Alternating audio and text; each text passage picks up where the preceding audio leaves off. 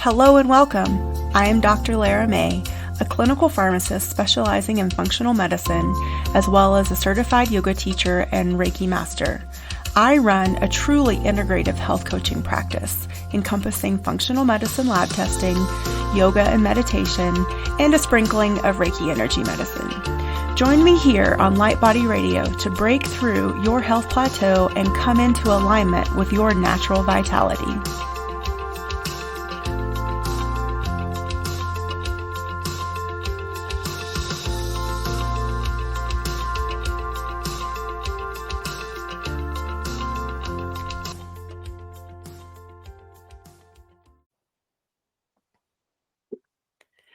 Hello and welcome to the latest episode of Light Body Radio. I'm your host, Dr. Lara, and today I have with me Dr. Shawna Jamieson, Ayurvedic Doctor, clinical Ayurvedic specialist, and Panchakarma specialist that has over 4,000 combined credit hours in Ayurvedic medicine with the California College of Ayurveda.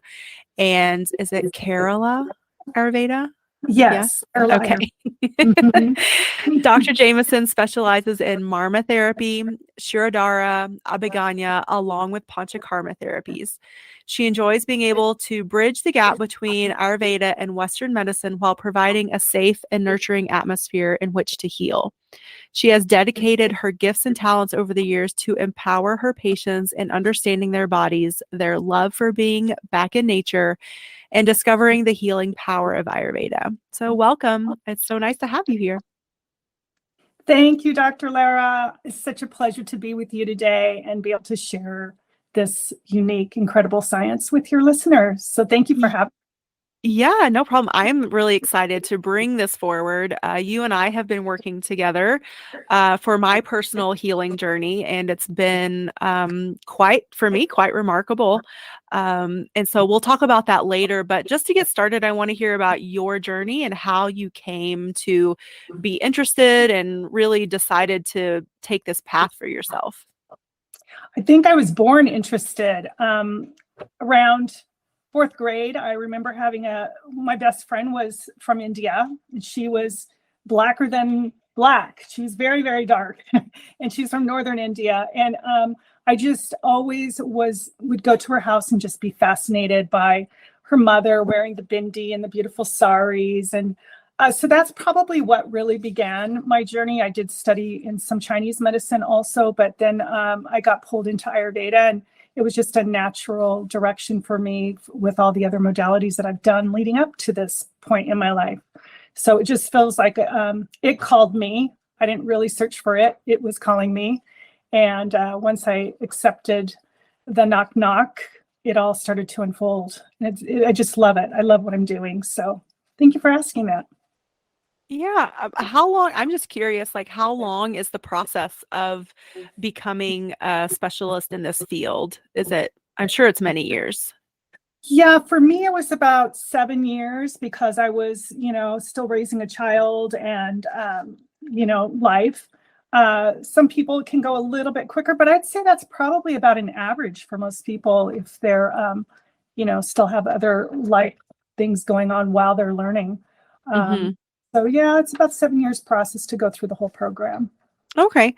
Yeah. And so tell us, what is Ayurveda? So this episode is just going to be essentially like Ayurveda one-on-one or 101, not one-on-one, 101. Yeah, for sure. To give everyone like a really good overview and explanation, because it's very much unlike anything else. It's very unique to itself, at least in my experience. And I would have to agree. So what is Ayurveda? Ayurveda literally means the knowledge of life. Ayur means life, and Veda means knowledge or wisdom. So Ayurveda is often called the mother of all healing, and it originated in India over 5,000 years ago. Some say even longer. Ayurveda is considered the healing side of yoga. Most of you know what yoga is. And yoga is the spiritual side of Ayurveda. So Ayurveda is considered the healing side of yoga. Yoga is the spiritual side of Ayurveda. And since both yoga and Ayurveda help a person reconnect to their true nature through direct experience, together, combined, they encompass a complete approach to the well-being of the body, mind, and spirit. Ayurveda is a remarkably individualized system of medicine. Its tradition is rooted in the idea that each of us is born with a complete personal blueprint for our own optimal health. From birth onward, it is this reference point, which is your original constitution, or as we say in Ayurveda, Prakriti, that in many ways defines who you are. No two constitutions are exactly alike, therefore no two human beings can have exactly the same expression of ideal health. In Ayurveda, we believe everything is medicine and everything is poison. What might be beneficial to you could harm someone else and vice versa. It all depends on the context of who you are and what patterns are currently at play in your particular system. Ayurveda is fundamentally opposed to a one-size-fits-all remedy, although there are certainly some practices that are considered to be beneficial for most everyone. The focus is still placed on each individual. Let's define health a little bit here. Ayurveda reaches far beyond the realms of physical health, healing, and the prevention of disease. It has the capacity to help each one of us sync up with our truest inner nature, honor our strengths, hone in on our challenge areas, redirect detrimental tendencies, and offer real support wherever it is needed so that we can better maintain our balance in the face of adversity.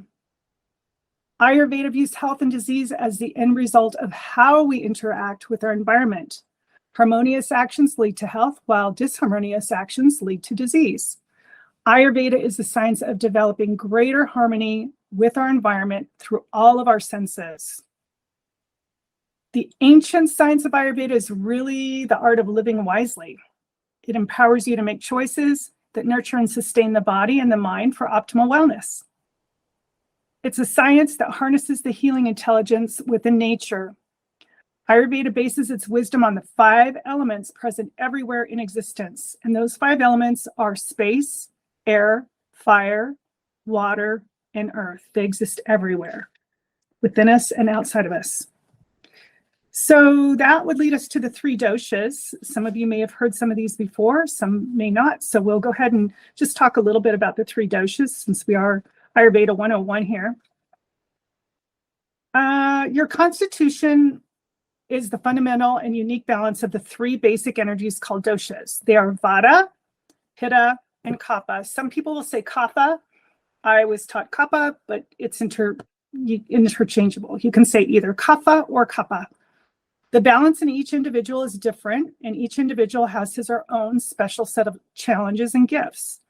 For this reason, no 2 programs are identical, and each person's path toward optimal health is unique. For vata, it's said to be made up of the air and ether elements. So this is vata dosha. This means that it has the qualities that are similar to these elements, which would be, vata is very much like the wind. It's light, cool, dry, and mobile. In the body, and when we say mobile, we just mean it moves around a lot. In the body, those people with vata nature experience more of these qualities. Their bodies tend to be light, their bones thin, and their hair and skin dry. They often move and speak quickly. When out of balance, they may lose weight, become constipated, and have weakness in their immune and nervous systems. These qualities are also reflected in the personality. So those with a vata nature tend to be talkative, enthusiastic, creative, flexible, and energetic.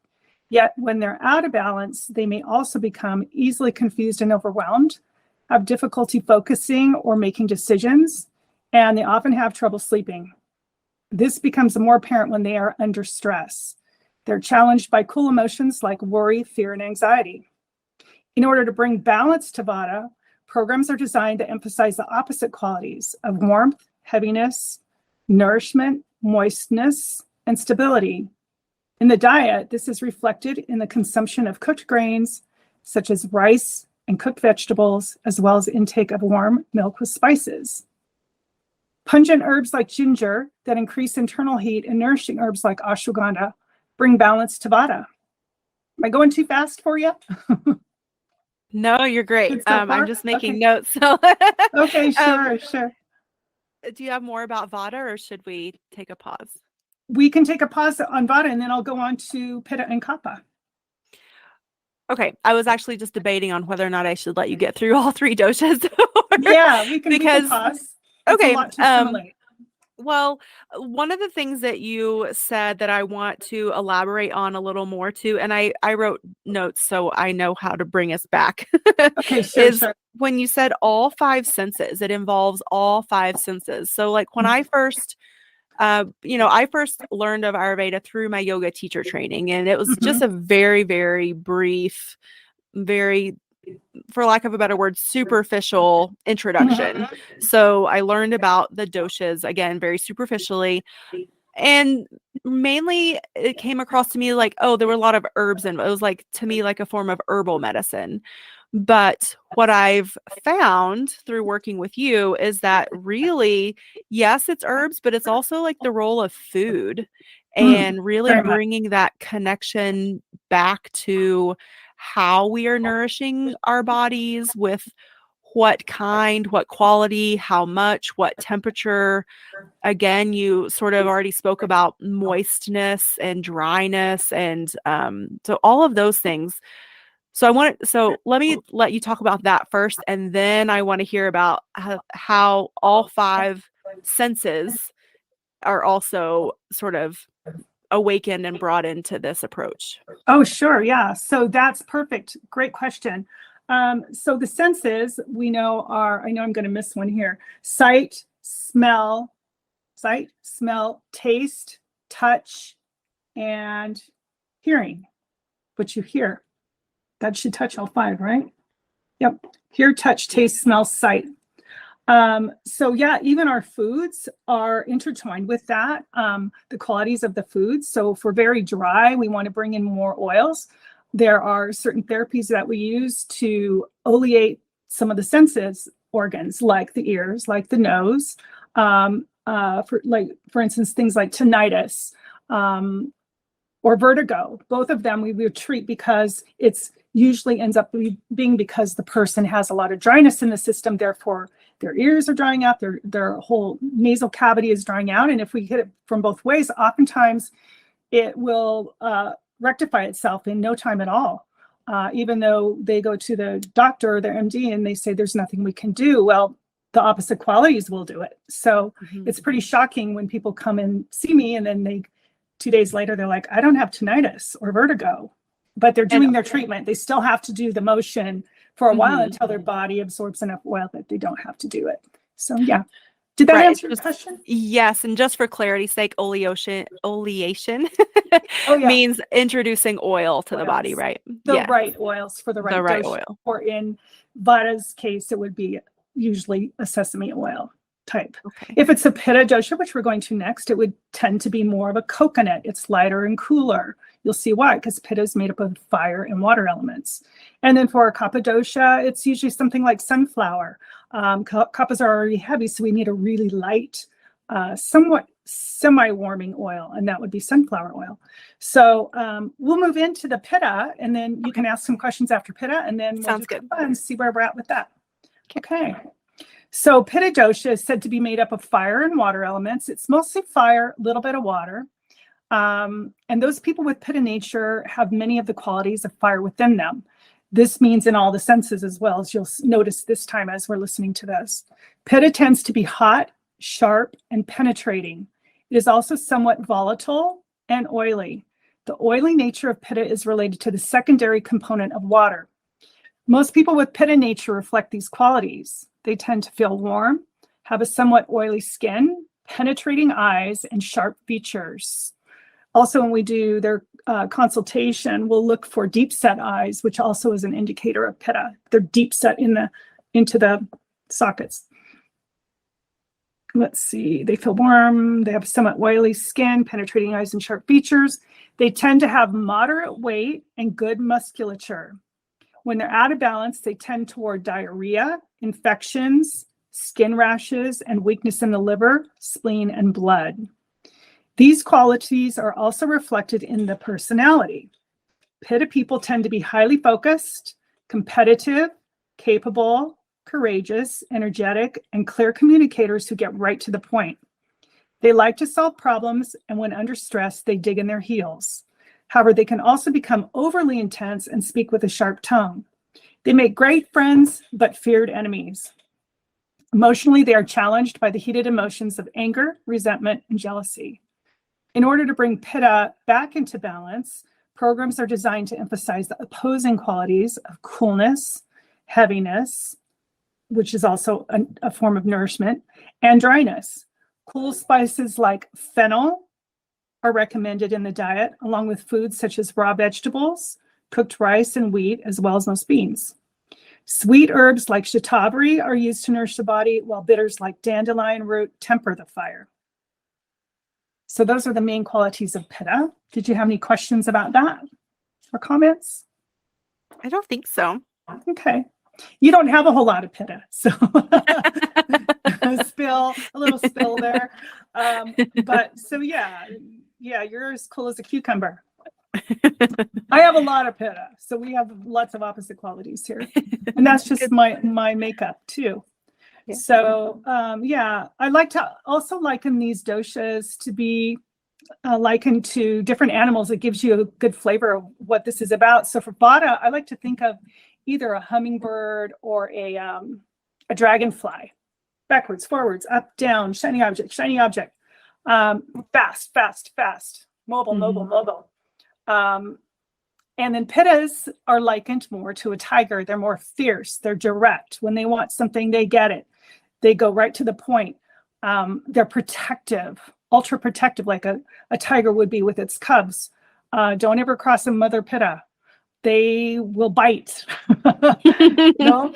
So there's good aspects, of course, and what might be said as more negative things like the emotions of anger, resentment, and jealousy.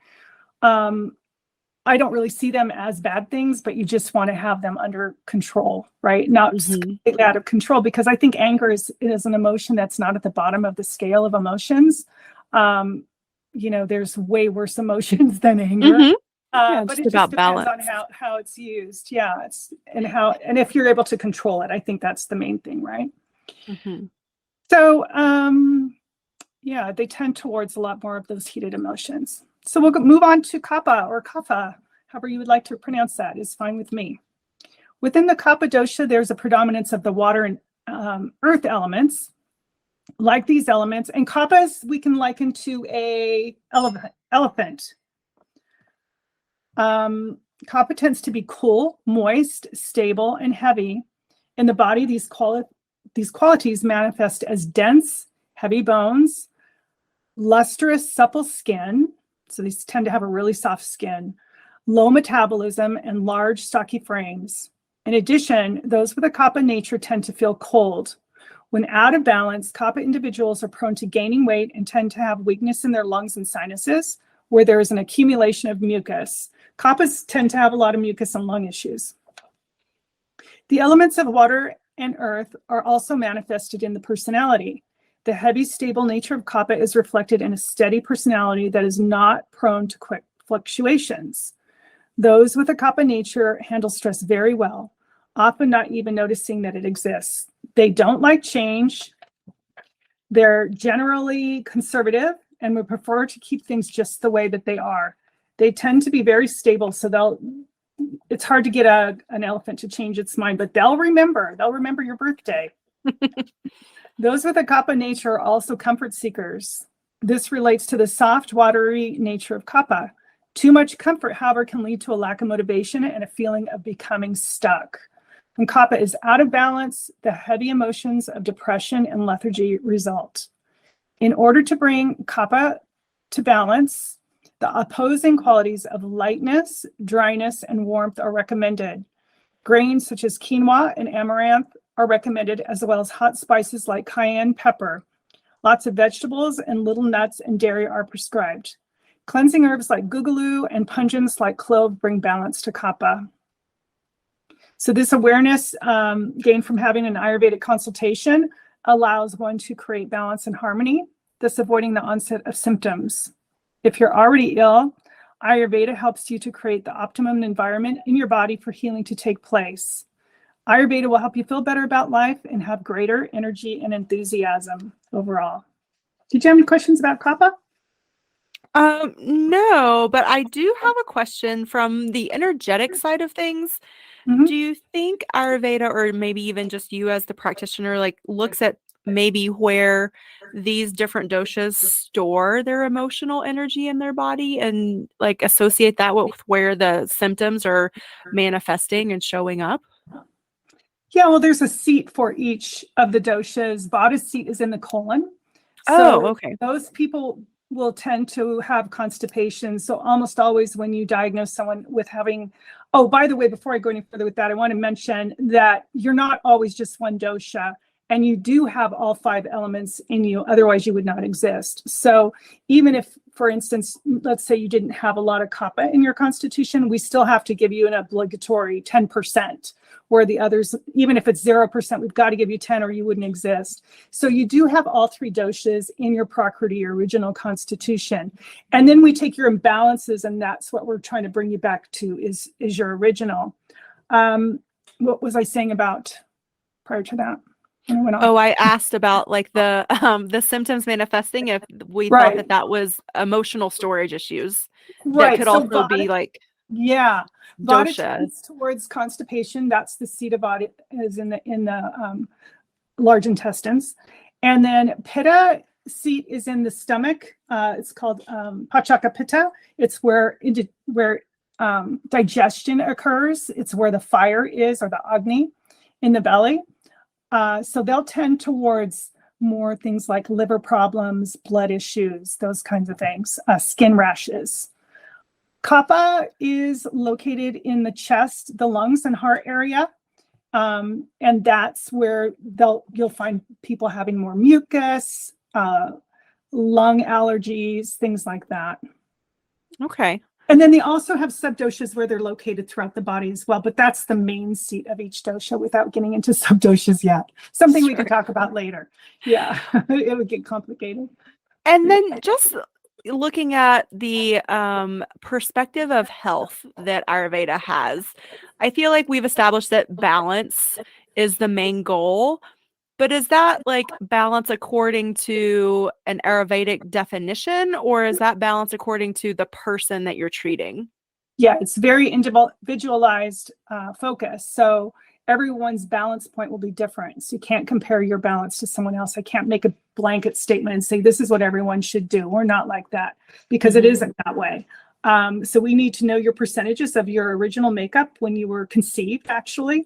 That is your original constitution. Things that don't change, the way we can evaluate that are through things that don't change, like your neck length doesn't change, your eye socket, the quality of your hair, your skin, your pulse will tell us a lot.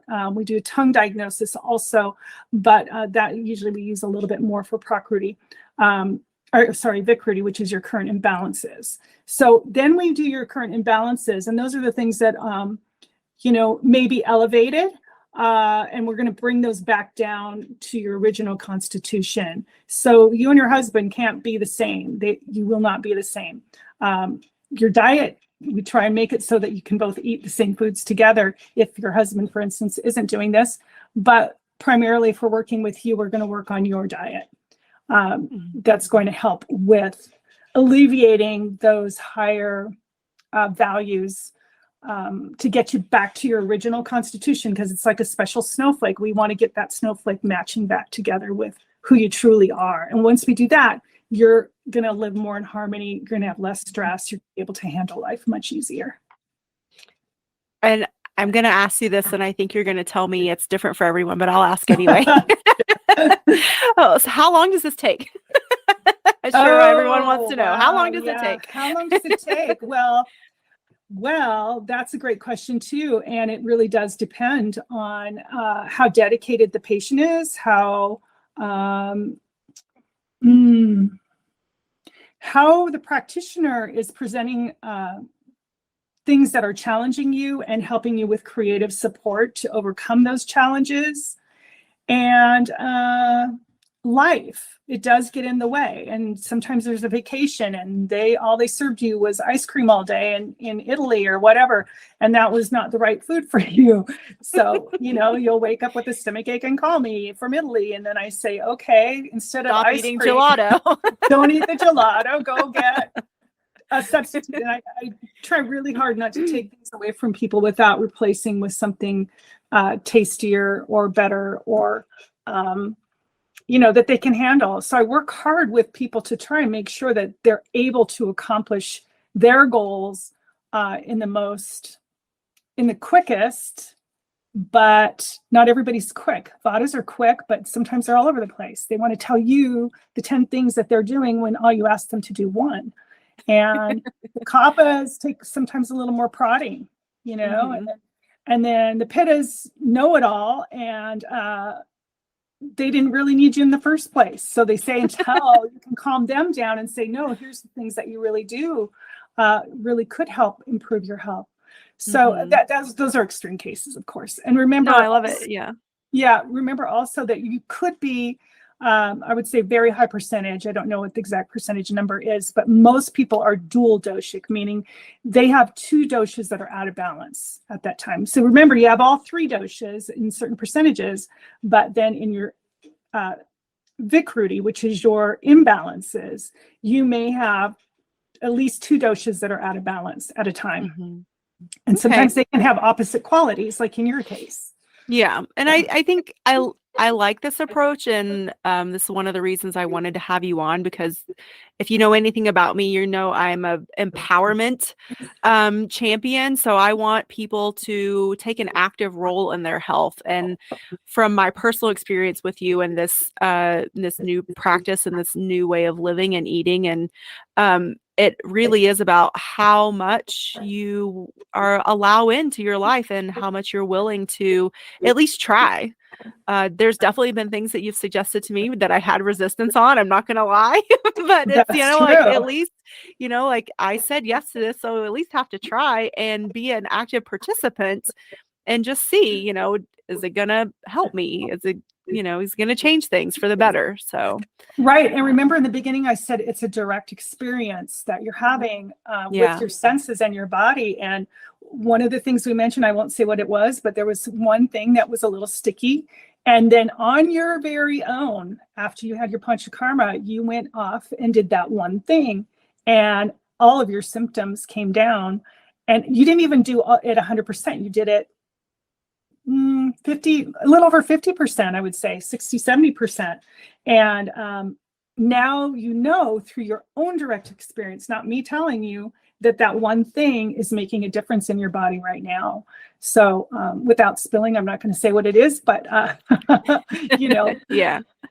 Yeah, it's so true. Confidentiality. Yeah, no, I appreciate that. I know. But I'm pretty open on my show about talking about my direct experiences, because I feel like it helps people have a deeper understanding, but also not feel alone in their journey. Sure. So yeah, I don't know, where do you want to go from here? I'm loving this conversation. Oh yeah. Do we still have time? Yeah.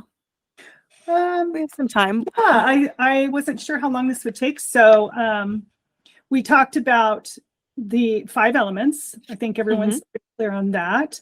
And then how do we treat? That might be a good question. How are we actually treating you? So let's say you come in. Sorry. Yes. We did talk about it a little bit, though, by bringing in the opposite qualities. So let's say we're treating Vata. We're going to bring in those unctuous oils. We're going to bring in heavier foods that are more grounding. We're going to give herbs that we didn't talk about herbs much at all, but herbs that are going to help ground the mind. So these will be heavier, more unctuous herbs, and they'll have those qualities to them. If we're treating Pitta, for instance, then we have to bring in more of those cooling qualities, the lighter oils like we talked about, and foods that are cooling, that aren't going to aggravate that heat in Pitta. And then for Kapha, sometimes we, like I said, need to prod them. So we're going to give them spices that are going to turn up their Agni so that they have better digestion and elimination. We do talk a lot about digestion and elimination in Ayurveda. So it's one of the first, it's the first brain of the body. And then the mind, the second brain. And I think I've heard you speak of that as well in one of your podcasts earlier. That the lining of the mucosal lining of the gut and the brain share the same physical qualities. So they're talking to each other back and forth, back and forth. And we have to honor that and really take care of the gut. So if your gut's hurting, most likely your mind is hurting too. Yeah. Yeah. And did you have any? Oh, go ahead. well, and I'd like to add to that, a lot of people would like to tell you that their gut is not hurting, but they have decided that gas and bloating and passing gas, both, from out of the mouth and the other end, are completely normal. Yes. Or that, the different styles, and by styles, I mean like smelly or not. Sorry, we're going to get a little graphic here, is normal. And that's not necessarily the case either. So it's important that people realize that just because you've become accustomed to something, that doesn't make it a healthy normal for you. And just being open to examine that and say, was there a time in my life where it wasn't like this? And that could be your first clue. And also too, with mental health, this is becoming pretty prevalent with some of my clients and even just different people in my life, is that where are we with our mental health? And if our mental health is struggling, or again, not where we want it to be, I feel like one of the first places we should look is our gut. What are we eating? What are we putting into our body? Because usually the outer manifestation of our life, and with our bodies, that's our skin, is a reflection of the internal state of our bodies also. And that's both emotional and physical also. So there's lots of parallels there. Absolutely. Yes, there are so many parallels. And yeah, you've got that. The mind disturbances can be treated quite easily through the diet and certain herbs, and they can be pretty quick. But we're going to treat the digestion first. And you're right. Everyone says their digestion is fine when you first talk to them. Not very many people want to just open right up and talk about their elimination and the quality of their elimination. Yeah, you did. You were good, but you were ready for it. You kind of knew what was coming. Not always people know that, but we will be talking about that.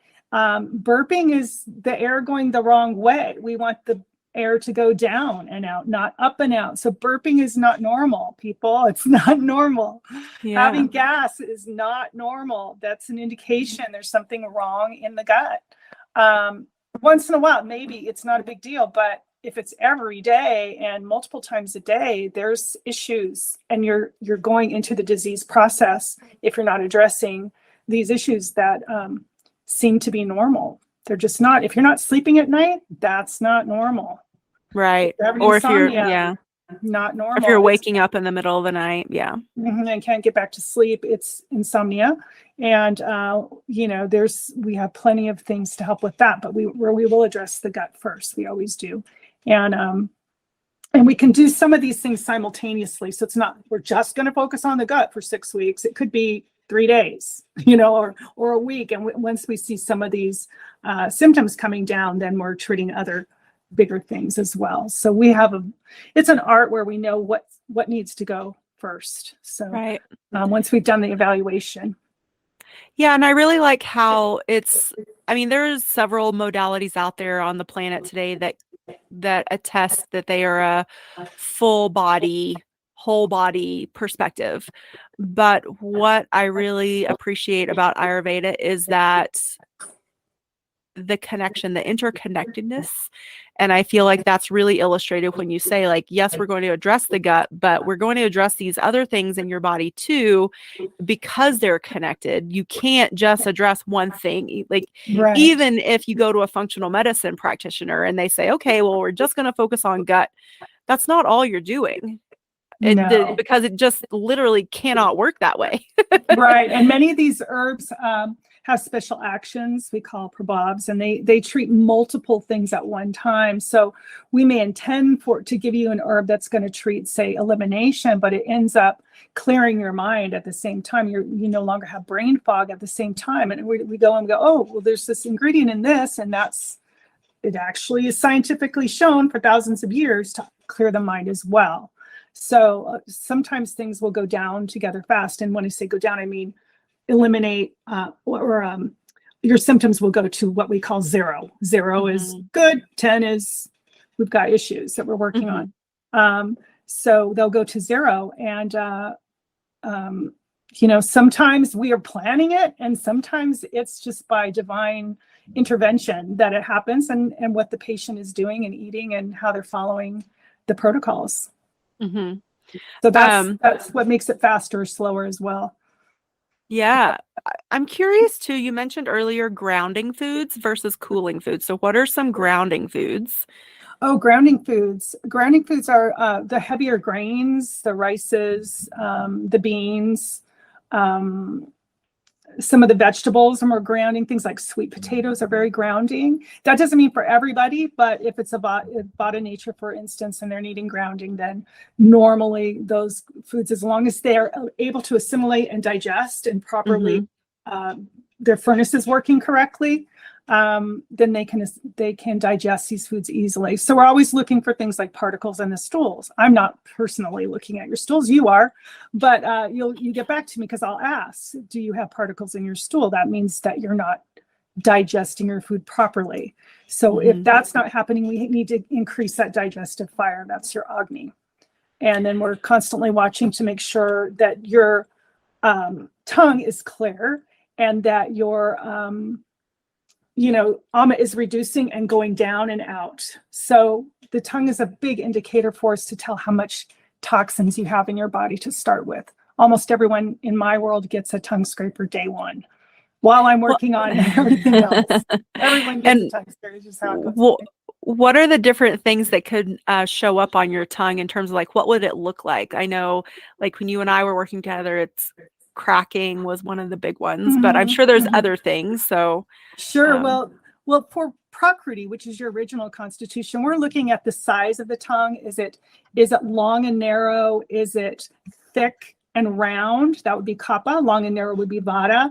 Pitta may have a pointy shape of a tongue. Now you're always going to have that tongue, right? So that goes into that category of this is your original constitution, the shape of the tongue.